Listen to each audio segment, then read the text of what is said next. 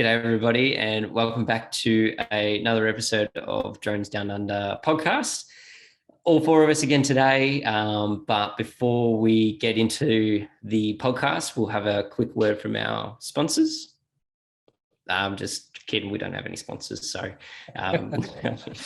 we wish. We're working on it, guys. Sorry, it was a little bit disappointing, but anyway, guys, look, this is going to be a short and sharp episode. Well, we'll hope to keep it to about 30 minutes.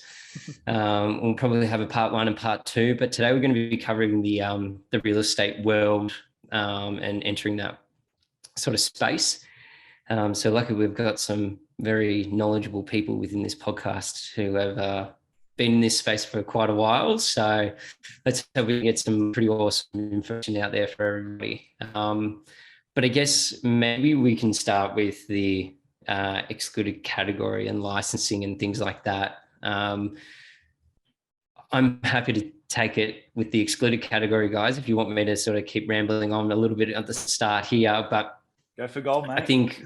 I think most of us know that, well, I expect that if you're in real estate, you probably are going to be operating within the excluded category. So if that is the case, that means you're going to be operating a drone sub 2 kilo. So generally Phantom and lower, Mavic 2 Pros and things like that. The minis, obviously. But to ensure that you are operating correctly and in the right manner, you do have to have your CASA accreditation certificate, which basically means that you've gone through and ticked the boxes, done a little quick quiz through the CASA website to say that you understand the rules, regulations, and everything like that.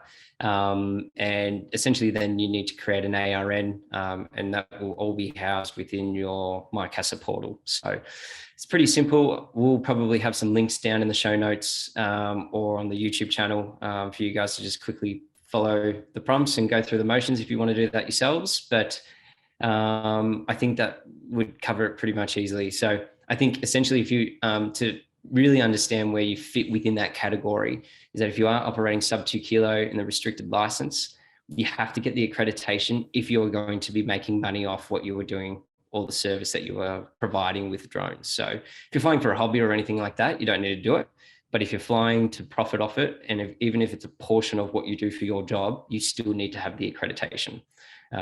It doesn't cost you anything. It's just essentially ticking a box from a CASA perspective that we're all happy days and the liability is on us and blah, blah, blah. So just keep that in mind for everyone who's looking at entering into the sub 2 kilo or excluded category.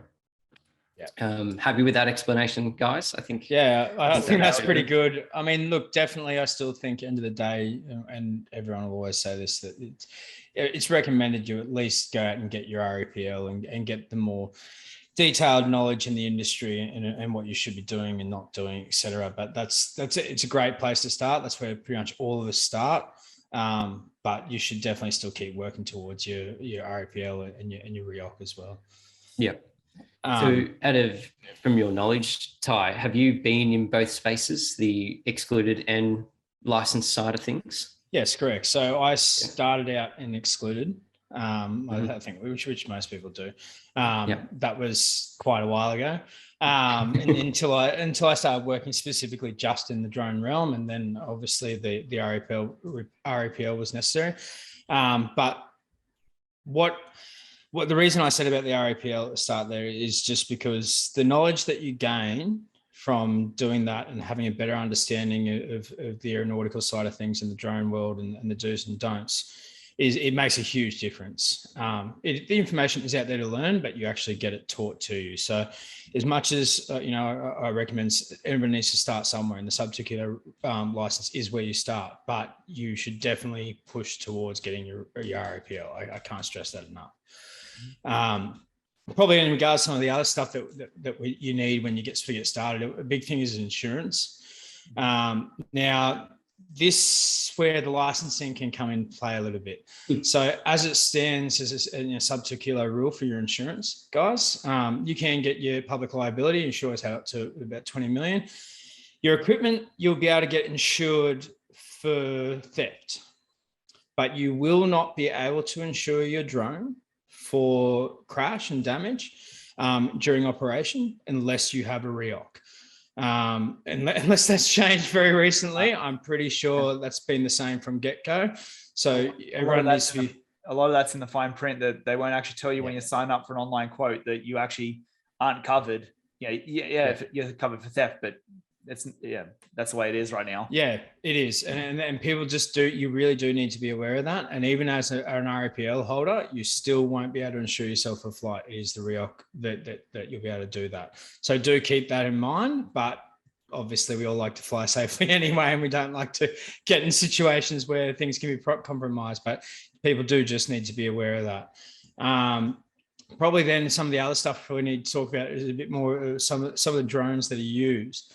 For my whole career in real estate, I've always used a Phantom. I've never used anything else, but my first drone was just the original Phantom 4 that I personally owned. And I found that great for a lot of things I did. It was a great drone to use. But there's obviously been a lot more progress in drone land since then. And particularly Mavics, the Mavic 2 Pro is an insanely good little camera. I know you use that one a bit, don't you, Danny? Yeah, the Mavic's just a lot easier to cart around than big old Phantom. Plus a lot quieter in the air, which draws a lot less attention to you, which personally I prefer that, because especially when it comes to real estate, everyone's going to complain. Or there's a nosy neighbor somewhere. Be prepared for that, guys out there listening, by the way. It's pretty rare to not get approached by a neighbor. Like, it doesn't happen all the time, but if you're doing it it will happen. It will happen. And you will get approached by a neighbor, and you do need to speak to them, tell them what you're doing. But most of the time, they're generally pretty understanding. You just tell them what you're doing and what's going on. But do be aware, you will have to talk to them at some point. But some of the other ones in the arsenal there, I know the Mavic Mini 2 is also a good option for especially those a bit budget conscious when you're starting into the realm of things. Mavic Mini is at a much more affordable price. It still produces a pretty good photo, depending what you want to use it for. But a lot of real estate marketing, a Mavic 2 Mini 2 will do the job. But if you're probably wanting to step it up a little bit and get some better quality imagery and camera to use to capture that imagery, I'd definitely recommend stepping up into the Mavic 2 and the Phantom 4 range as well. Probably one of the other things that is worth talking about here is that with the drone world and real estate, it's pretty rare that people are just solely a drone operator to capture images for real estate. I spent the last probably 6-7 years doing real estate, and I can tell you right now, it's really hard to do it just as a drone pilot. I highly recommend, if this is somewhere you're looking at starting out, go get a cheap DSLR. You can get a good one with a half decent wide angle lens on it, and teach yourself the basics of real estate photography. It's not hard. It's just using your brain a little bit and thinking about a few things, but it's not hard. And if you can add that to your arsenal, you'll have a much better shot out there, being able to do that as well as your drones. There is sole drone operators out there, but I can tell you right now, they're either extremely good at what they do, or they don't have a lot of work. Or they'll do other stuff. Yeah, a lot of them could also work for media companies and whatnot. Exactly. Where they specify they want just drone and everyone else does the other stuff, like say copywriting or layouts and whatnot. 100%. And it's just definitely worth adding to your arsenal and the knowledge of how to do so. Yeah, I think that kind of goes back to, like, if the listeners haven't listened to the episode we just released with Mo from Global Drone Solutions, is that he mentioned it's easy. He thinks it's a critical part of when you are in the drone world is to have another skill, not just have the drone operation as your skill. So whether it's utilizing a skill or going out learning photography or jumping on board with someone else that has another skill is I think, ever since Mo had mentioned that, I think that was a really important part and criteria to have. So yeah, I think that is a very important sort of situation. What do you reckon, Sean? I definitely agree. I think we learned a lot from that hour or so that we spoke to Mo, and he certainly doesn't need encouragement from us. He loves to educate, which is awesome. And highly recommend. We'll probably put the link up to that episode anyway, if anyone wants to go watch it.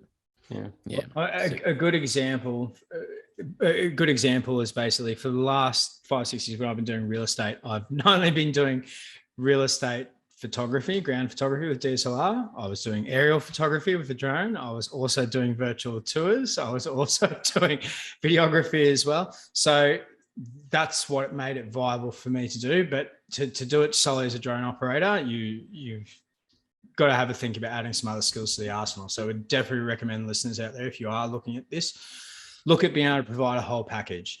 Again, it's not the hardest thing in the world. A little bit of creative sparkle helps, but everyone out there can learn this. It's not something that's extremely hard to learn. But I don't recommend going just in with drones. Well, that's think of it like the real estate's perspective. They're not going to want to make 20 different phone calls to get one house photograph. Exactly. Or done them for the video. They want to make one phone call and have everything in one place. Exactly. I'm sure they've got enough to deal with in their day. A good example is my former competition, who I know quite well. He actually was a one-stop shop. So he did photos, drones, virtual tours, everything you can do with real estate, including a signboard. He used to be an ex-printer. So he printed the signboards at home and went and put them out there for the agents. Now, being able to provide that whole package, and his work wasn't crazy awesome, but it was good enough. But being able to provide that whole package for people, they don't blink. He was so busy to the point that he was needing to bring other people in to help shoot because he couldn't keep up with the business. So it's definitely something that I recommend people keep in mind. Jack of all trades. Yeah, definitely. It's just not.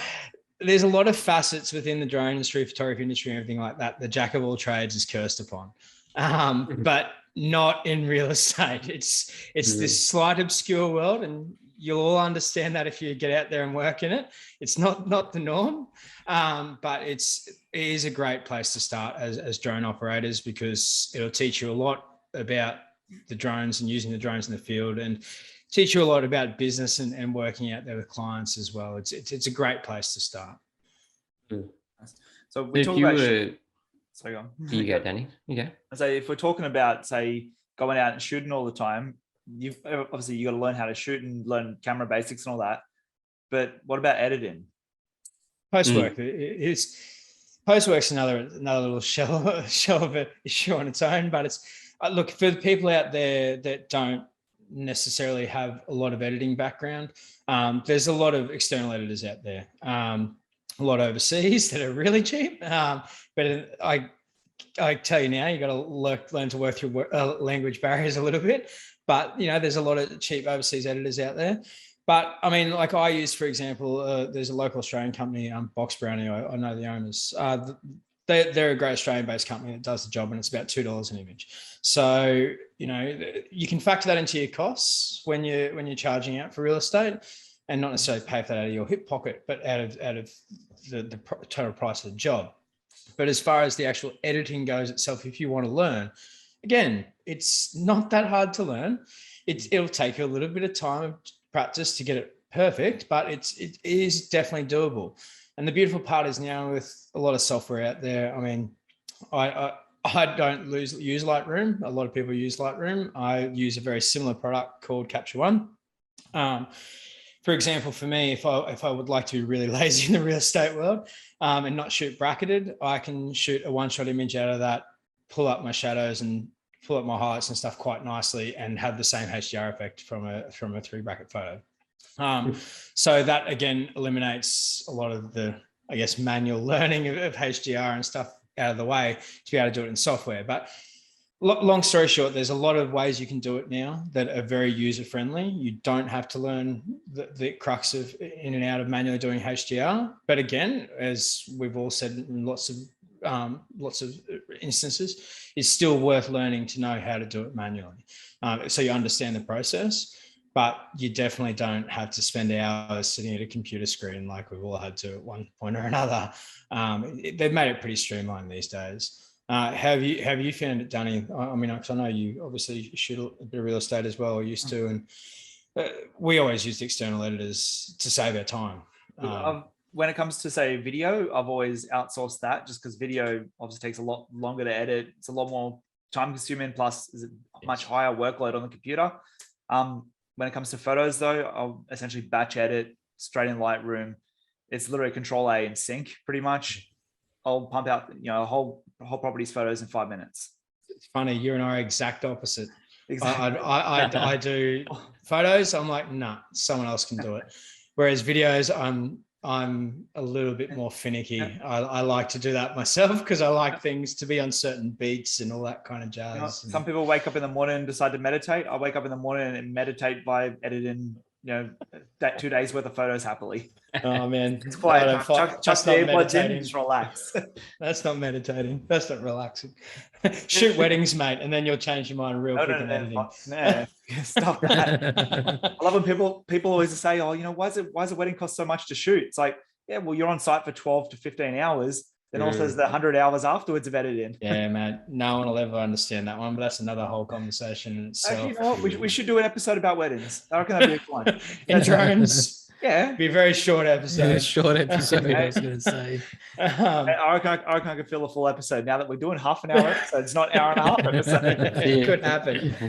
What do you reckon some of the pros and cons are, Danny, in regards to external editing? Like I find the massive pros being obviously that it's the time saver. Only cons I see is it's an outlay, and probably too, as I said, if you're dealing with overseas editors, which people tend to go to because they're 20 cents an image, not $2 an image. But it's the pain in the ass of trying to break down and making sure they know what you want and things like that. If the pain in the ass is trying to find someone that knows what they're doing, I have outsourced work in the past. Mind you, I went to the website called Fiverr, paid $5 for a video, and trust me, I got my $5 worth.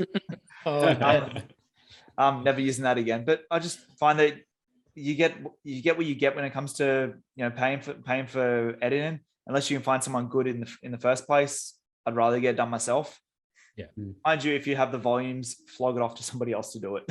Yeah, I think that's probably one of the biggest things to keep in mind for the listeners getting into this. At the start, when you're starting out, you'll have the time to do all your editing. And again, I recommend you do it because it saves you money and makes you more money in your pocket. You can get Lightroom and I think it's a Lightroom and Photoshop package. It's $10 a month for the basic package. Yeah, at least just to learn on. You learn the basics. 100%. You can click auto and just move the sliders up and down. Saturation plus 100, as everyone does when they first start out. 100%. And probably orange. Exactly. Yeah. And look, the other thing to keep in mind too, in just specifically with the drones, obviously not the ground-based stuff, but I mean, end of the day, if you're using drones like the Mavic Mini, not that I'd recommend you do this to everything, but the auto function that is within the Mini. Now, I've only noticed this because I've started using the Mini a little bit more lately. I'm usually a pretty big crucifier of any sort of like auto editing functions within cameras, and that includes within drones. And I usually just think they're a horrible waste of time. And if you do them, you're just being lazy. But the Mavic Mini 2, that little auto, the little pro function of the way it does the auto edit when it takes the image, does a stellar job. Oh, yeah. It really, really does. And I've tested that out a few times now, and I've been very quite impressed. So that's what I mean. You don't need the biggest, best. You don't need to shoot with an Inspire with an X7 to do photos for real estate. A 12 megapixel image off a Mini to shoot a high and wide aerial is more than enough. Look, and that's probably one thing to be aware of for the listeners getting into this kind of stuff. You can spend a lot of money if you want. There is so much technology and cameras and drones and everything out there to do every little thing within the real estate realm of capturing marketing. But I'm telling you right now, you do not need to fall in that trap. It's really easy to fall into that trap because there's some very cool stuff out there. But honestly, you can start pretty basic. You don't need to spend a fortune. I still believe, honestly, you could have a drone and camera probably around the 1,500 mark, maybe a little bit more, give or take. Perfect example. My main arsenal is a Sony A6400. It's a crop sensor camera and the Mavic Mini. Use it on most jobs. There you go. You never know. I saw your photos on Wings of Illawarra, which is pretty good detail. Yeah. So. That's the thing. The Pretty good technology is news, huh? there. The Yeah. technology is there now in a lot of the equipment we have. So again, you don't need to spend a fortune. It's more spending the time learning. Yep. And as I said, it's not rocket science. It is stuff that anyone can learn. You've just got to several rockets pay are attention. It's the rockets are involved. True. But end of the day, like it's where most drone operators start getting out in the field, because most drone operators start with pretty much basic photography and video, and this is the easiest place to start. Again, it's, it has its downsides as an industry, this part of it as well, but it is a great place to really hone your skills and to start, particularly if you've never had any works in the realm of business, to start dealing with businesses and dealing with clients and things like that is a great place to start. I really recommend it. Fantastic. So I guess maybe we can wrap up this little part one. I think maybe we just go over everything we sort of touch base on over 30 seconds. If you're going to be, I guess, flying in the excluded category, you have to get your accreditation. You have to go register on MyCASA, and you have to get an ARN. When it's over, $11,000 for not conforming to that as well. Yeah. Yeah. The other thing I don't think I mentioned was you will have to register your drone. Yes. So don't forget about that. I think it's about $40. Yep. But if your drone weighs less than 500 grams, I don't think you need to. So if you're flying Mavic or or the Phantoms, register it. Make sure you do that. Again, you're liable, so I think you've got to have that in the back of your mind. Obviously, if you get your remote part license and things like that, or go up to your REOC, you can get full-blown insurance. Or if you don't, you can get some coverage, but your drone's not going to be covered. You're going to be covered for third-party liability, essentially.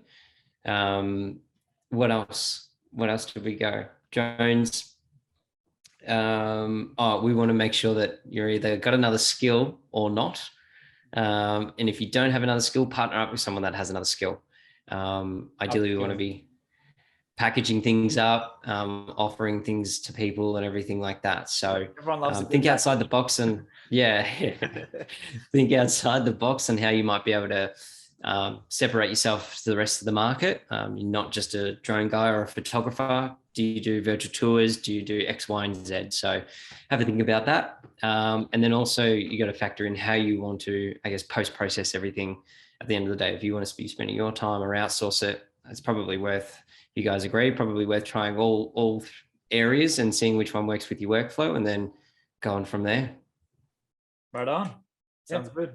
Perfect. Well done. Good stuff. All right, guys. Well, that's part one. We'll jump into part two on the next episode. Like we said, we're trying to keep these sort of episodes short, sharp, and full of information for everybody. If this is a little bit better for our listeners, we would love to know some feedback, whether they like the long form or the short form. Keep us posted, but we'll catch you on the next one. Catches. See you soon, guys. See you later. See ya.